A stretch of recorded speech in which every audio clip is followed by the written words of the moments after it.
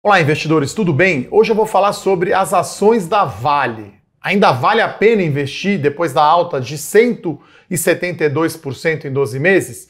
Mas antes de começar esse vídeo, como sempre, vai lá, se inscreve no meu canal, deixa aquele joinha se você gosta do conteúdo, clica no sininho para você ser avisado quando tem conteúdo novo. Vamos lá, né? Ações da Vale, vou colocar o gráfico aqui na tela para vocês verem. 172% desde o dia 6 de maio, né? Claro que foi beneficiado aí pela retomada, né, pós-pandemia, mas, né, alta muito forte do minério de ferro. Então eu vou aqui nesse vídeo, né, eu ressalto que isso não é uma recomendação de compra, mas como a gente recebe milhões de perguntas, né, milhões não, mas diversas perguntas dos nossos seguidores, se ainda vale a pena investir na Vale, Tuduf. Vou mostrar aqui os fundamentos, né, e o que pode ter ainda de potencial de valorização, né? Eu já falo de cara que não vai ter outra alta, né, daqui para frente de 172%, né? O potencial de valorização ele é muito menor. Então eu vou abordar aqui 7 tópicos que eu acho que são os principais, né, quando a gente fala de Vale. O atual momento positivo do minério de ferro, né, o equilíbrio entre oferta e demanda, a sólida geração de caixa da Vale, o seu baixo nível de endividamento, por isso que ela consegue pagar dividendos e fazer recompra de ações. Vou falar de uma possível melhora na classificação das ações da Vale, o re-rating, e vou falar, claro, da qualidade, né, do minério de ferro da Vale, que tem prêmio de preço, e do seu baixo custo de produção. Então eu vou começar aqui falando do preço do minério de ferro, né, que atualmente, né, a gente está aqui num chamado super ciclo das commodities, né? Então a demanda muito forte por minério, né, por aço em geral, com crescimento, né, com retomada aí pós-pandemia. A oferta, principalmente Vale e as duas produtoras australianas, a BHP e a Rio Tinto, não está acompanhando, né? Sazonalmente você tem um trimestre, o primeiro tri mais fraco, né, por conta de mais chuva, problemas climáticos também e ambientais na Austrália, então não está aumentando a oferta no mesmo ritmo que está aumentando a demanda. Então o minério de ferro está sendo negociado agora, né, futuro, na Bolsa de Dalian, lá na China, $180 por tonelada. Então eu mostro um gráfico aqui que pega desde o primeiro trimestre de 2020, preço médio do minério por volta ali de $90, né, aí no terceiro tri 20 foi para perto de $120, no quarto trimestre de 2020, $130 e no primeiro tri agora um pouco acima de 160. Então, olhando assim no curto prazo, ligando a bola de cristal aqui, né, que a gente não sabe qual será o preço do minério lá na frente, mas o segundo tri pode ter aí um preço, segundo trimestre, né, de 2021, pode ter um preço de minério de ferro ainda mais alto, né? A gente não vê esse desequilíbrio, né, tendo muito mais demanda do que oferta, mudando no curto prazo. Então a gente pode ter esse minério para cima. E aí esse minério de ferro, o preço para cima, leva aqui o segundo tópico, né, que é a sólida geração de caixa da Vale, né? Então, no resultado do primeiro tri de 21 da Vale, o EBITDA foi de 8,35 bilhões de dólares, hein? E a geração de caixa foi quase 6 bilhões de dólares, 5,85. Então a Vale aqui, grandes números, 585 bilhões de reais de valor de mercado, com o dólar aqui médio, a gente está falando de um dólar aí um pouco acima, né, de 5,30, 108,5 bilhões de dólares o valor de mercado da Vale. Então a Vale está gerando muito caixa, né, do EBITDA, que é uma métrica de geração de caixa, né, o lucro antes dos juros, depreciação, amortização e impostos, né, na verdade, pela ordem, né? Então a gente olhando o EBITDA da companhia, né, que nada mais é que o resultado operacional antes dos juros, impostos, depreciação e amortização, né, 80% desse EBITDA foi convertido em geração de caixa. E aí se a gente olhar uma métrica aqui que é o Free Cash Flow Yield, ou seja, a gente analisa essa geração de caixa da Vale do primeiro tri e divide pelo seu valor de mercado, a gente está falando aí de um retorno em caixa de 20%.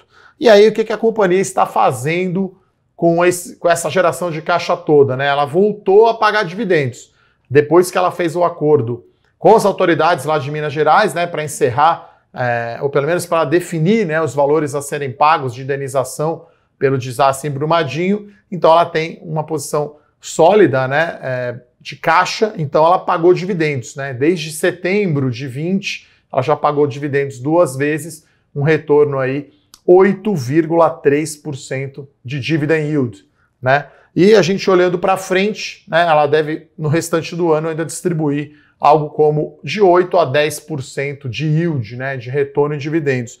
E ela anunciou também a recompra de ações, né? Então ela vai usar também o seu caixa para recomprar as próprias ações até 5,3% das ações em circulação, né, o chamado free float. Então aqui eu vou mostrar uma tabela, né, para falar do endividamento baixo, né, da Vale. Então a Vale encerrou o primeiro trimestre 21, a tabela está aqui na tela, né, eu peguei do release da Vale, dívida líquida, né, negativa, ou seja, ela tem mais caixa do que dívida em 2,1 bilhões de dólares, tá? Só que aí tem as provisões para Brumadinho, refis, provisões da Samarco. Então, se a gente considerar aqui, ela chama de dívida líquida expandida, que é um pouco menos que 11 bilhões de dólares, né? Então, com essa geração de caixa que ela fez nos últimos 12 meses, então, muito positivo, né? 0,6, né? Vamos chamar assim, seria 6 meses de EBITDA, esse EBITDA que eu mostrei agora, da Vale seria suficiente para pagar todas essas dívidas, incluindo essa dívida chamada expandida. Então, como já está definido, né, a provisão para Brumadinho, 6 bilhões de dólares e Samarco e Fundação Renova perto de 1,7, e ainda tem mais swaps cambiais, arrendamento e refis, a gente tem esse valor dado. Então, tudo que a Vale gerar de caixa acima disso vai ou para dividendo ou para a recompra de ações, e isso é retorno para os acionistas, né? Então, fica meio que uma tríplice ali, né? Ela gera muito caixa, ela tem pouca dívida, ela paga dividendos. Essas três coisas têm que andar juntas. Vamos lá, pessoal, vou falar então agora a gente chama isso de re-rating, né? Que seria uma melhora na classificação de risco das ações da Vale, né? Então, a Vale negocia com desconto em relação às suas pares australianas, a BHP e a Rio Tinto, né? O múltiplo que a gente está falando aqui é o EV/EBITDA, então por conta de Brumadinho, por ser Brasil, por ter talvez não ter a governança tão boa quanto as australianas, né? A gente acha a governança da Vale muito boa, né? Depois que ela foi privatizada, mas, né, aquela história, confiança você perde rápido, mas para retomar demora. Então, para as ações da Vale, né, terem esse múltiplo aí mais alto, ter esse re-rating, acho que leva um tempo para diminuir esse desconto para as empresas australianas, tá? Os últimos 2 pontos, na verdade, é o que suporta, na verdade, a tese de investimento da Vale, né? Então, a gente olha bastante aqui vantagens competitivas, né? Como diz Warren Buffett, o moat, né? Que é o fosso do castelo, né? Então, a Vale é uma produtora, né, de minério de ferro, de commodity, né? Ela tem uma escala muito grande e um custo baixo de produção. Então, essa é a grande vantagem da Vale, né? A alta qualidade do seu minério de ferro, que tem mais teor de ferro, então ela consegue pôr um prêmio em cima desse preço de agora que eu falei de 180 dólares, e ela tem, dado o tamanho, dada a escala, dado a qualidade, né, das suas reservas nas suas minas, principalmente em Carajás, aqui no norte, lá no Pará. Então ela tem um baixo custo de produção. Então a companhia, né, tem um guidance, né, de produção, tem uma previsão de produção para o ano, deve atingir no final do ano. Então isso acho que é o suporte aí fundamentalista, né, qualitativo, vamos chamar assim, né? Não é tão qualitativo, né, porque você consegue medir o baixo custo, né, de extração do minério e consegue medir a qualidade do minério da Vale e o preço a mais, mas é isso que é a vantagem competitiva de baixo custo e escala, né? A Vale tem as duas coisas. Legal, né? Por último, aquela pergunta, quanto valem as ações da Vale, né? Então, vale a pena ainda investir na Vale? Tuduf. Então, de cara eu já respondo que a gente não vai ter a mesma alta que a gente teve até agora, né? Como eu disse, em 12 meses, no início do vídeo, 172% de alta nas ações da Vale, claramente não tem esse valor, né? A gente está agora, como eu falei, no ciclo de alta aí do preço de minério de ferro.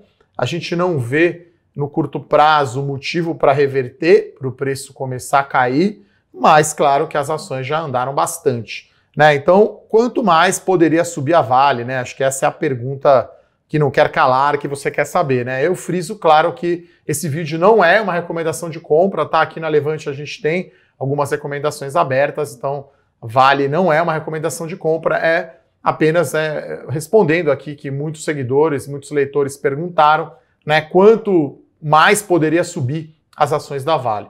Então eu acho que tem aqui três aspectos, né? Três drivers, vamos chamar assim, que poderiam impulsionar, né?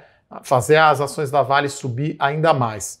Né? Como eu mostrei aqui, tem a geração de caixa pode ser maior, porque o preço médio do minério do segundo TRI pode ser mais alto, e agora a gente teve queda do dólar, né, no mês de abril, mas podemos ter o dólar para cima, principalmente considerando o ano que vem, que é ano eleitoral, né? Tudo meio que foi antecipado para esse ano, né? Uma incerteza política grande, uma questão fiscal no Brasil complicada, né? Então, eu acho que está no upside ainda o preço do minério e o dólar. Então, com isso, a Vale vai gerar mais caixa. Outra coisa que não está na conta, né? Eu falei aqui, dividendos, né? Quem comprou a ação em setembro de 2020, segurou agora até março, já ganhou 8,3% de retorno em dividendos. Então, se ela gerar mais caixa, como ela tem pouca dívida, o que ela exceder a mais de caixa, ela vai distribuir em dividendos, né? Então, a gente estima aí um retorno de dividendos aí por volta de 8% a 10%. Depende muito do preço e vai depender muito, claro, da geração de caixa, né? Considerando também que ela pode fazer recompra, né, de ações. Não parece ser o caso, né? Se as ações já estão bem altas, né, pelo menos no primeiro TRI, a Vale ainda não tinha feito nenhuma aquisição, né, das próprias ações. Acho que provavelmente vai usar para quando tiver um momento de queda, né? Mas fique em aberto ali o programa de recompra poderoso, né? Como eu falei, 5,3% do free float, que são as ações em circulação.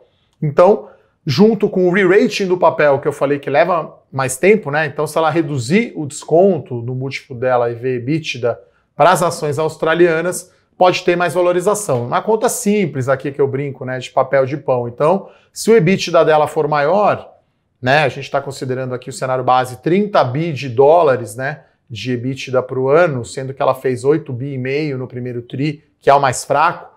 Então, se ela fizer 30 bi, né, no ano, que é conservador, né, e com essa taxa de câmbio, né, a gente estaria falando aí de um preço justo, um valor intrínseco das ações da Vale. É claro que tem a questão também de você fazer o preço do minério de ferro no longo prazo, né, que é entre 130 e 140 dólares.